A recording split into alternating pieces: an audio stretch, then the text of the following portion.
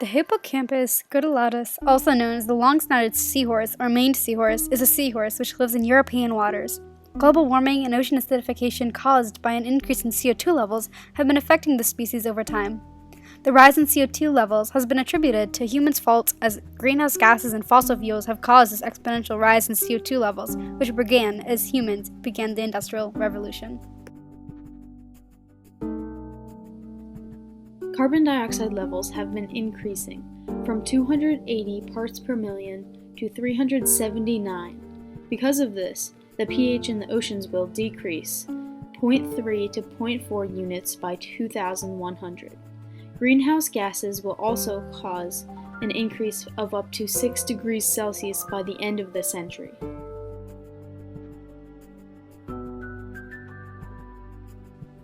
These seahorses typically live in shallow, brackish waters about 12 meters deep or 39.37 feet deep.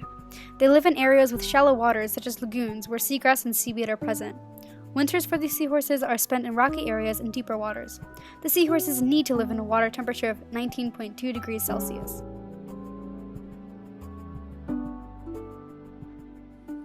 The long-snouted seahorse's diet consists of small crustaceans and very tiny fish such as Amphipoda and Decapoda. They are known as the ambush predators because they wait in the water until the prey comes close to their mouths, and then they use their snout to suck up the prey.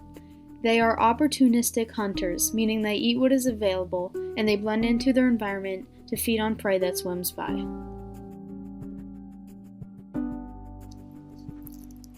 Some external features of the seahorses that help them survive includes their ability to camouflage with their environment. Their long snouts are used to help them capture and eat their prey. Most of the seahorses are yellowish or red-brown in color. They also have their eyes placed on the side of their head so that they can identify where their prey is coming from. This helps the seahorse look in front and behind of themselves. The seahorses also have manes, which are just hairs on the back of their bodies. The seahorses are about 18 centimeters long.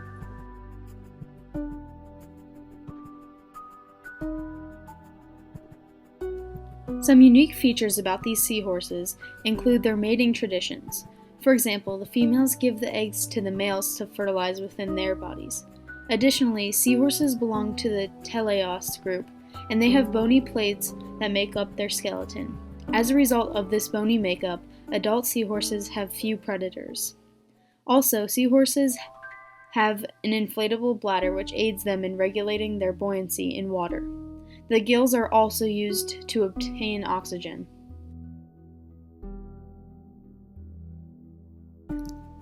The life cycle of a seahorse lasts about typically from 4 to 7 years long. The newborn seahorses are known as the fry. Mating begins in around October and ends around March. The females place the eggs in the male for fertilization. After the average 21-day gestation period, up to 580 offspring are born. The distributional range of the seahorses is typically in European waters, near the Netherlands and Portugal. The population density is patchy, meaning at some locations the species is rare, while at other locations there is an abundant amount. However, there is no global data relating to the population trends or the population sizes. Furthermore, according to Foster and Vincent, the seahorse populations are declining over time.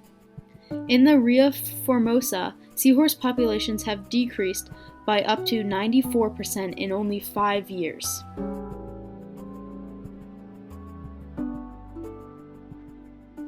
Seahorses all over European seas suffer from CO2 levels rising each year. These higher levels of CO2 and other greenhouse gases lead to ocean pH levels decreasing, also known as ocean acidification. This has many negative effects on the seahorses' daily lives.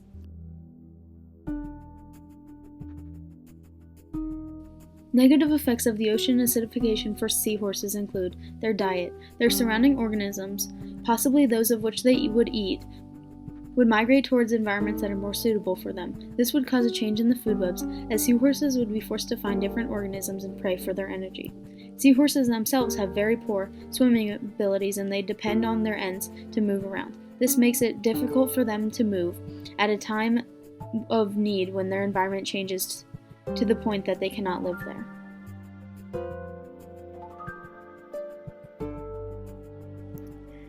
their metabolism and behaviors. According to an Oxford study, seahorses were unable to consume as much food as they had earlier as a result of ocean acidification. The seahorses also began to exhibit odd behaviors as they swung back and forth.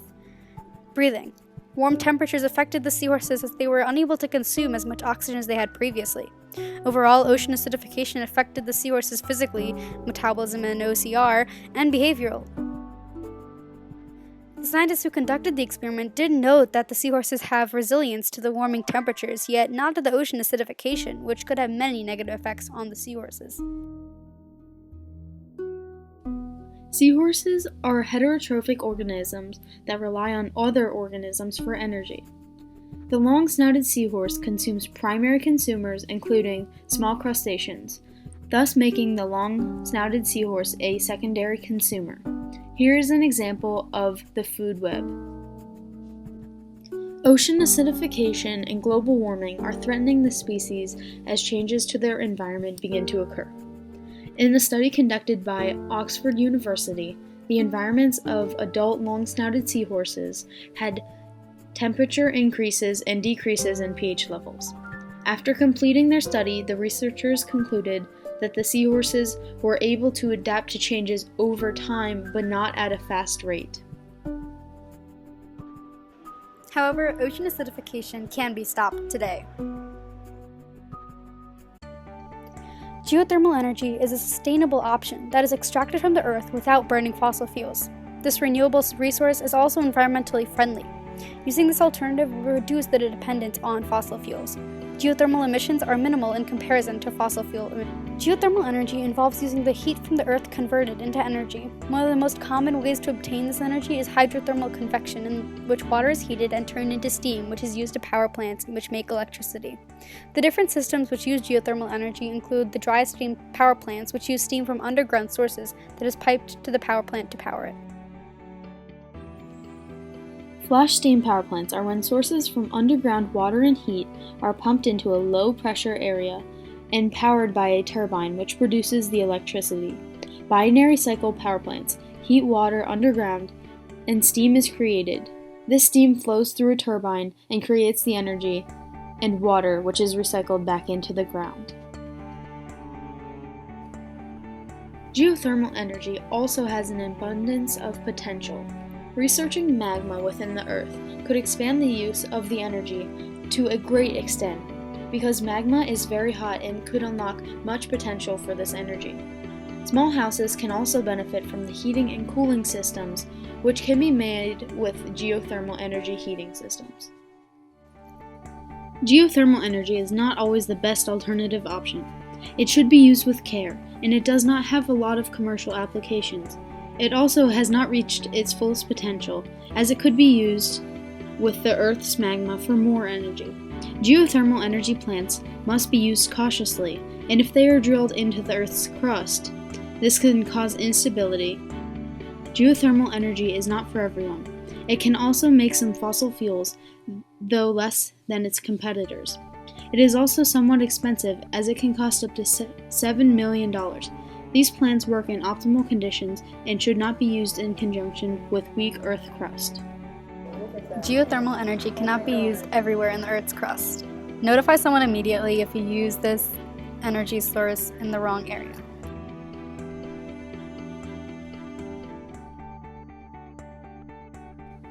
Geothermal energy is becoming more popular and being used worldwide. Here's how we know.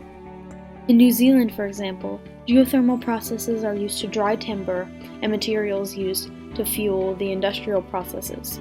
In Iceland, 90% of the citizens use geothermal energy to warm their houses, to melt snow, to warm fisheries, and warm greenhouses.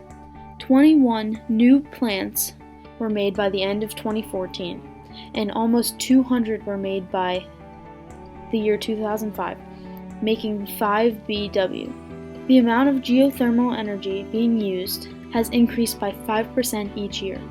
Overall, these statistics show that geothermal energy is growing in popularity and has been effective, as well as more and more people want to use this resource.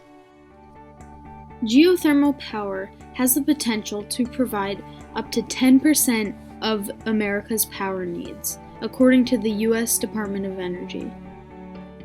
Also, geothermal energy already provides about 60% of the power along the Northern California coast. Overall, geothermal energy can help the economy. Here's how. Making new plants can create jobs for engineers, construction workers, and more. Many jobs are needed in involving the creation of a geothermal energy plant. The geothermal plants are also environmentally friendly as 300 MW made by a plant replaced 4.5 million barrels of oil. Because geothermal energy will reduce the amount of fossil fuels used, they will also save the seahorses, as using less fossil fuels will decrease carbon dioxide within the air and decrease ocean acidification. So save the seahorses. Choose geothermal energy today. Call 555-555-5555 today for more information.